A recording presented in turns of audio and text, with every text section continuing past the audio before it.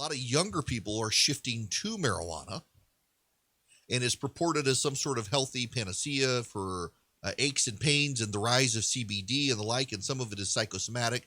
Not all of it has science behind it. It's kind of like essential oils. They advertise it for everything from curing cancer to helping you sleep well. They do the same thing with CBD, it seems, and now with THC and marijuana. A lot of younger people are moving there, and there's becoming a problem there.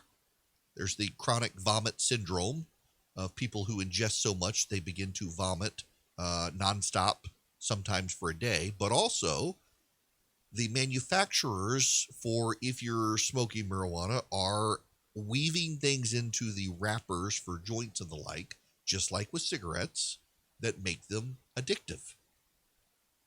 And because marijuana is less regulated, it is harder to stamp out, and we're going to see a rise in addiction there as well. And by the way, if you're actually smoking a joint, you're burning and getting carcinogen into your lungs, and you're going to get cancer, even though there's mass denial of this. There's mass denial of addiction, but you can see the trend lines, and the trend lines are obvious.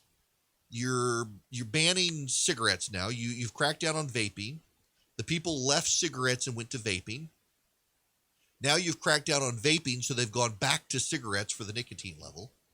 Now you're going to crack down on cigarettes, and they're going to go wholesale into marijuana, and that's going to create a new class of addictiveness, unless they switch to, I guess, they'll make the edibles and the other things that people use addictive in some capacity at some point to keep people there. And, Altria and these other companies, they're starting to move into that market as well.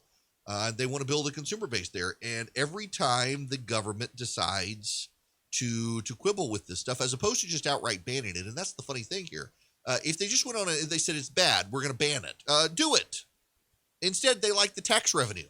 They don't like the health costs. They don't like the negative effects on health. They don't like the negative effects on healthcare. They don't like the negative costs in society, but they don't want to ban it. At least in New Zealand, they're saying, you know what, screw this, we're going to ban it. That no more nicotine no more cigarettes if you're born in 2004. Here in this country, we're not. One, there's a farmer constituent interest growing tobacco. It's a legitimate interest. But two, they actually, so many states prop up healthcare systems and the like on the taxation from cigarettes. So they can't really get rid of it. The FDA concluded in 2013 menthols are harder to quit and likely pose a greater health risk than regular cigarettes. The agency said use of the cigarettes was likely associated with increased smoking initiation by youth and young adults. Menthol, a compound that occurs naturally in mint plants, has been added to cigarettes since the 1920s. It provides a cooling sensation in the mouth and throat, similar to that of a mentholated cough drop. Health officials have said that eases the throat irritation caused by cigarette smoke, making menthols more appealing to young people and those who have never smoked.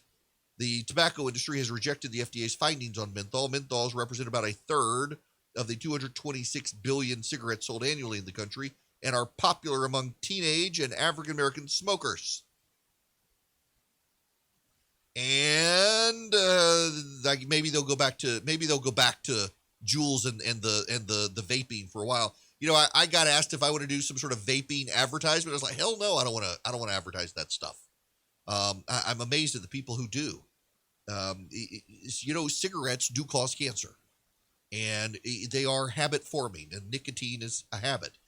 And you can have a cigar. This is all the kids should go for cigars, but if they did, I'm sure some company would come out and make addictive cigars. And then what would we do? If it's that big of a concern, though, ban it. Just ban it. They're not going to, though, because they need the tax revenue. As much as people are addicted to cigarettes, the government is addicted to the revenue from cigarettes. And it's also why marijuana legalization in this country is going to come way more quickly at this point than people realize. There was a poll out the other day that only like 16% of Americans oppose marijuana legalization at this point. It's only a matter of time before it happens because it'll be a new source of revenue for the government. Who cares about the side effects? Who cares about the regulation? Who cares about whether they're making wrappers for joints addictive so that you develop an addiction to marijuana, whether you think marijuana is addictive or not? It's all coming, and it's all coming with government sanction because they want the tax revenue. And 30 years from now, we'll be having conversations about kids getting lung cancer from smoking too many joints.